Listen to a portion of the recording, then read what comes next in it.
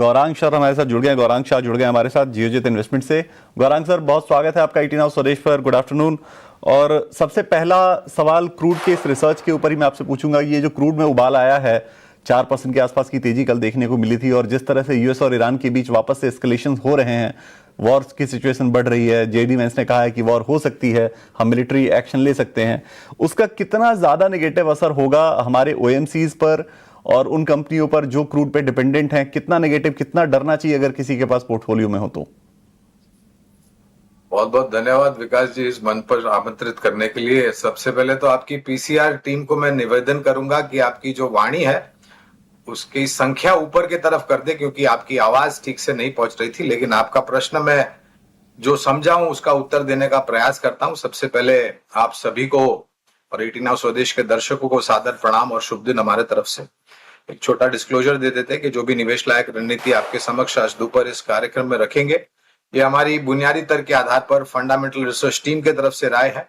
इसमें हमारी कंपनी जियोजित अथवा मेरा किसी भी प्रकार का व्यक्तिगत निवेश नहीं है, ना ही किसी प्रकार का वित्तीय लाभ मिलता है, ना ही किसी प्रकार का कॉन्फ्लिक्ट ऑफ इंटरेस्ट। लेकिन इसी स्तर पर राय हम हमारे क्लाइंट्स को देते हैं, संभव है कि उनका निवेश हो। तो पहले तो विकास जी ये समझिए कि ये जो भी क्षेत्र है, चाहे वो उड़ान क्षेत्र हो गया, चाहे वो केमिकल क्षेत्र हो गया, चाहे वो टायर क्षेत्र हो गया, चाहे वो पेंट मैन्युफैक्चरिंग क्षेत्र हो गया, ये सब क्षेत्र जो होते हैं ये कम से कम कुछ मध्यम से लंबी अवधि के लिए कॉन्ट्रैक्ट करते हैं कच्चे तेल को लेकर के, क्योंकि कच्चा तेल एक अहम कच्चा माल होता है ये जो भी उत्पादन करते हैं उसमें। और जब वो कॉन्ट्रैक्ट करते हैं तो एक प्राइस फिक्स की जाती है। अब ये जो परिस्थिति उभरी है, हो सकता है छोटी मध्यम अवधि में अगर काबू के बाहर कच्चे तेल के दाम चले जाएं, और ये भी समझना अनिवार्य है कि ये क्यों होता है, क्योंकि जो मुख्य यातायात का मार्ग है, समुद्री मार्ग जिसे हम कहते हैं, वो ईरान के कंट्रोल में है, काबू में है, वो है स्ट्रेट ऑफ हॉर्मुज। अनुमानित करीबन 25% विश्व भर में जो कच्चा तेल और नेचुरल गैस का आवागमन होता है वो इस मार्ग से होता है। अगर बहुत लंबा चला और कच्चा तेल $75-80 के पार कर गया ब्रेंट, और अगर नाइमेक्स भी $70-75 के पार कर गया, तो ये समस्या खड़ी हो जाएगी। और उस परिस्थिति में शायद भारत जैसा देश जो कि 75% आयात करता है कच्चे तेल और नेचुरल गैस का, उस पर असर पड़ेगा। ये निर्भर करेगा कि रूस से कितना आता है, बाकी अन्य देशों से कितना आता है, वगैरह वगैरह। अभी तक तो वो परिस्थिति नहीं है, क्योंकि छोटी अवधि में जैसे जैसे परिस्थितियां उभर रही है वैसे वैसे प्रतिक्रिया हमें देखने मिलेगी, जहां तक अंतरराष्ट्रीय स्तर में कच्चे तेल के दाम है। और दूसरी बात, ये समय भी देखना पड़ेगा कि कौन सी कंपनी कितना समय तक वो कॉन्ट्रैक्ट में है जहां पर उसको इस परिस्थिति का असर नहीं पड़ेगा।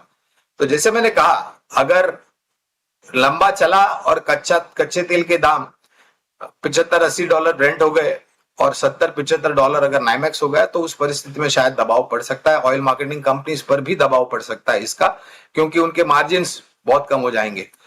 तो फिलहाल उभरती हुई परिस्थिति है, लेकिन बहुत बड़ी प्रतिक्रिया करना इसके ऊपर इस परिस्थिति में मेरे ख्याल से अनिवार्य नहीं है। थोड़ा इंतजार करना पड़ेगा। थोड़ा इंतजार करते हैं। $75-80 के आसपास जब जाएगा ब्रेंट, तो फिर परेशान होने की जरूरत शायद पड़े, और उस वक्त भी चेक कर लेंगे। हमारे मेहमान हमारे साथ लगातार जुड़ते हैं, उनसे हम चेक कर लेंगे कि कितना परेशान होना है। गौरांग सर को जोड़ लेंगे, पूछ लेंगे एक बार गौरांग सर से कि क्या करना है अब, या फिर टेक्निकल एडवाइस आप तक पहुंचा देंगे। लेकिन चलिए अब थोड़ा मूव करते हैं मार्केट की तरफ। आप देखिए इस बीच बाजार में निफ्टी इस वक्त जो है वो अब 1.25% की गिरावट, 310-20 अंकों के साथ इस वक्त गिरावट के साथ कारोबार कर रहा है। और सेंसेक्स में आप देखेंगे तो 1100 अंकों की गिरावट हो चुकी है। निफ्टी बैंक में भी गिरावट बढ़ती हुई दिख रही है, 725 अंकों की गिरावट अब यहां पे आपको देखने को मिल रही है। तो बाजार में गिरावट धीरे धीरे अब बढ़ रही है, टेंशन थोड़ी सी बढ़ रही है बाजार की गिरावट को लेकर। जो एकलौता सेक्टर जो था फार्मा का, जो पॉजिटिव था, हल्की सी एकदम ग्रीन सा एक छोटा सा सिग्नल दिखा रहा था, 0.1% की तेजी दिखा रहा था, बाजार का इलाज करने की कोशिश कर रहा था, अब वो भी बीमार होता हुआ नजर आ रहा है। अब देखिए वो भी गिरावट का शिकार होता हुआ आ रहा है। निफ्टी फार्मा भी अब नेगेटिव में जा चुका है। सबसे बड़ी गिरावट रियल्टी, कंजम्पशन, ऑटो, एफएमसीजी शेयरों में आपको आज देखने को मिल रही है। 2% के आसपास निफ्टी रियल्टी टूट गया है। तो इस वक्त का बाजार ये है। लेकिन इस गौरांग सर, गुड आफ्टरनून। आपसे पीएसयू बैंक और पीएसयू स्टॉक्स पर, नॉट जस्ट पीएसयू बैंक्स, सरकारी कंपनियों पर एक टेक लेना चाहेंगे, क्योंकि ये वो समय है जब बाजार में हर तरफ हम बिकवाली देख रहे हैं, और इस गिरावट में पोर्टफोलियो का गठन कैसे किया जाए वो भी सोच समझकर ये जरूरी है। सरकारी बैंक का खेमा और सरकारी कंपनियों का पूरा पॉकेट जो है वो इंडिया के इकोनॉमिक ग्रोथ में काफी हद तक एक बड़ी भूमिका निभाता है। ओवरऑल कह सकते हैं कि इकोनॉमिक डेवलपमेंट की भी बात यहाँ पर जब हम सरकारी कंपनियों की बात करते हैं तब चलती है। स्लो एंड इवेंचुअल आपका पॉजिटिव नजरिया हमेशा सरकारी कंपनियों पर रहा है। क्या इस गिरावट में कहीं पर एंट्री अपॉर्चुनिटी ढूंढ लेनी चाहिए और पोर्टफोलियो में इन स्पेसेस सेगमेंट्स में से स्ट्रिप्स का गठन करना चाहिए? आपको धन्यवाद मानसी, और आपको भी प्रणाम और शुभ दिन हमारे तरफ से। तो देखिए, ये ऐसे ही बाजार होते हैं मानसी जी, जो एक सुलझे हुए निवेशक को और उन सुलझे हुए निवेशक की विचारधारा में परिवर्तन लाते हैं। देखिए, बाजार में उतार चढ़ाव होता रहेगा मानसी जी, और परिस्थितियों के ऊपर निर्भर होगा कि किस प्रकार के और कितने प्रतिशत के वो उतार चढ़ाव हमें देखने मिलेंगे। अब निरंतर 3 दिन से हम ऊपर जा रहे थे, और हमने अक्सर देखा है, बाजार का एक इतिहास रहा है मानसी जी, कि जब भी बाजार ऊपर जाता है तो समय लगता है, दिन हफ्ते निकल जाते हैं बाजार को ऊपरी स्तर जाने के लिए, लेकिन जब नीचे के तरफ के दायरे आते हैं तो वो एक ही दिन में पूरा समीकरण समाप्त कर देता है। 3 दिन का या 4 दिन का जो बढ़त हमने देखी थी, जैसे आज हम देख रहे हैं।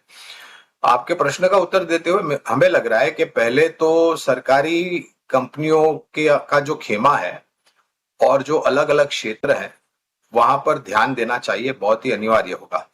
खास करके जो सरकारी बैंकों की सूची है, नतीजे बहुत ही शानदार आए थे। हमने देखा कुछ सरकारी बैंकों ने तो अपने जीवन का नया सर्वोच्चम स्तर बनाया। उदाहरण तौर पे आप स्टेट बैंक ऑफ इंडिया देख लीजिए, मझौली इंडियन बैंक देख लीजिए, bank of Baroda, Canara bank, UCO bank, PNB जैसी बैंक्स।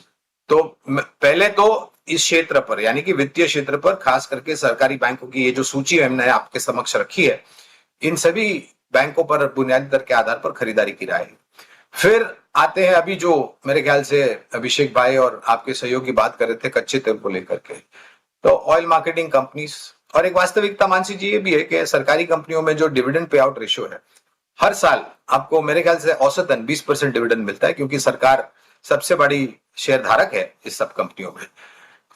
इसके बाद ऑयल मार्केटिंग कंपनीज के बाद कैपिटल गुड्स इंजीनियरिंग और डिफेंस से जुड़ी हुई कंपनियां, और जिस प्रकार से ये पूरा एफटीए और जो ऑर्डर्स आ रहे हैं, हमारा मानना है कि सरकारी कंपनियां डिफेंस क्षेत्र की बहुत ही सक्षम और मजबूत रूप से कामकाज करेगी, जहां पर भारत इलेक्ट्रॉनिक्स लिमिटेड जैसी कंपनियां हैं, बीईएल, मसगांव डॉक्स, कोचिन शिपयार्ड जैसी कंपनियां हैं, जो हमें बुनियादी दर के आधार पर अच्छी लगती है।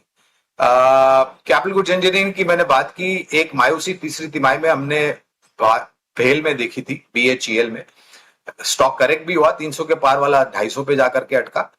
तो अगर लंबी अवधि का नजरिया है तो बीएचईएल में भी आप मौके ढूंढ सकते हैं लंबी अवधि के लिए निवेश करने के लिए। मैं ये भी कहना चाहूंगा मानसी जी के ये जो गिरावट हम देख रहे हैं उसका लाभ बिल्कुल उठाए, कोई दो राय नहीं है, लेकिन एक रणनीति बनाए। पूरी ताकत लगा करके ये सोचना कि कल मुझे मौका नहीं मिलेगा और आज पूरा पैसा हम लगा देंगे, ये सोच मेरे ख्याल से गलत है। शुरुआत कीजिए इस तरह से, छोटी छोटी किस्तों में 15, 20, 25% जो भी आपके पास जोखिम झेलने की क्षमता है, और इस रणनीति को कारगर बनाते हुए जमीनी स्तर पर आप निवेश शुरू कीजिए। देखिए, बाजार आज नीचे, कल क्या होगा ये कहना बहुत मुश्किल है, अगले हफ्ते क्या होगा वो कहना बहुत मुश्किल है, लेकिन अगर आप लंबी अवधि की बात करते तो हमें लग रहा है कि नया सर्वोच्चम स्तर बनाने का प्रयास शुरू हो चुका है। थोड़ा समय लगेगा, धैर्य रखना अनिवार्य है। ठीक है, धैर्य रखना अनिवार्य है बाजार में, और नई ऊंचाई की तरफ बाजार बढ़ता हुआ दिखाई देगा, इसका भरोसा है गौरांग सर को। एक फंडामेंटल व्यू मुझे इंडिगो पर चाहिए गौरांग सर से। सुबह भी हमने चर्चा की थी इंडिगो के ऊपर, तब गिरावट 1% की थी, और अब गिरावट जो है वो बढ़ के 4% के आसपास की हो गई है। नए शॉर्ट्स भी क्रिएट हो रहे हैं इसके ऊपर। सर, फंडामेंटल राय क्या है इंडिगो के ऊपर? क्या गिरावट में कुछ मौके तलाशने चाहिए? लगातार पेन से गुजरा है ये शेयर, जब से वो फ्लाइट की क्राइसिस हुई है, कैंसिलेशन की, फिर डीजीसीए ने थोड़े स्लॉट्स भी कम कर दिए, फिर ब्रोकरेजेस भी बहुत ज्यादा बुलिश नहीं दिखे, तो ओवरऑल क्राइसिस से गुजरा है। क्या मौके बनते हैं यहाँ पर कुछ? देखिए विकास जी, खरीदारी का मौका बिल्कुल बनता है, और ये भी नहीं भूलना चाहिए हमें कि ये हमारे भारत देश में स्थापित सबसे बड़ी उड़ान क्षेत्र से सबसे बड़ी कंपनी है ये। हाँ, ये बात अलग है, दिसंबर के पहले हफ्ते में इनकी नासमझी को लेकर के, मैं नासमझी शब्द का प्रयोग करता हूं क्योंकि वो जो 5 दिसंबर से बिना सूचना दिए इन्होंने जो हरकत की है, मेरे ख्याल से इसका हर्जाना किसी भी प्रकार का मिले कम है, खास करके उन सब उपभोक्ताओं को जिनको ये सब झेलना पड़ा था। इसके पश्चात इन्होंने कितनी संख्या में नए पायलट्स की संख्या बढ़ाई है, कैबिन कर्मचारियों की संख्या बढ़ाई है, ये मेरे पास तो जानकारी है नहीं। मेरे ख्याल से उड़ान मंत्रालय के पास शायद इन्होंने जानकारी दी होगी। और हाल ही में कुछ दिनों पहले उन्होंने कहा था कि जो नया फ्लाइट डेटा का शेड्यूल है उस पर उन्होंने काम किया है और पूर्ण तरीके से अमल में ला करके खड़ा कर दिया है। आज जो ये घबराहट और गिरावट है मेरे ख्याल से ज्यादा इसलिए क्योंकि ये जो उबाल कच्चे तेल की हम बात कर रहे थे, चर्चा कर रहे थे कार्यक्रम की शुरुआत में, उसको लेकर के, और कहीं ना कहीं ऐसा लग रहा है लोगों को कि जो इंजन या फिर तेल जो उड़ान इस्तेमाल करता है, एविएशन टरबाइन फ्यूल, उसके दाम बढ़ेंगे और इनके जो प्रॉफिट के मार्जिन है वहां पर शायद दबाव आ सकता है। अब एक बात ये भी समझना अनिवार्य है कि इन सब कंपनियों को इतना फर्क नहीं पड़ेगा जितना यात्रियों को पड़ेगा, जैसे कि हम और आप। अगर एटीएफ में वृद्धि होती है तो बहुत आसानी से ये अपने जो वृद्धि है वो उपभोक्ताओं पर जाकर के ठोक देते हैं और टिकट के दाम बढ़ जाते हैं। कभी कभार उड़ान मंत्रालय बीच में हस्तक्षेप करता है कि इतने दाम बढ़ गए तो इसको कम करो, लेकिन वो मेरे ख्याल से बहुत कम होता है। तो अगर लंबी अवधि का नजरिया है, आपका प्रश्न का उत्तर देते हुए, इंटरग्लोब पर खरीदारी है, बने रहे, ऊपरी स्तर पर लिया है, निवेश लायक पूंजी है, तो छोटी छोटी मात्रा में आप इस स्तर पर जोड़ सकते हैं। और किसी को नया निवेश करना है उसकी भी राय हम देंगे। बिल्कुल। तो आप अगर ऑलरेडी इन्वेस्टेड हैं तो बने रहें, निचले स्तरों पर मिल रहा है तो थोड़ी थोड़ी छोटी छोटी खरीदारी करें।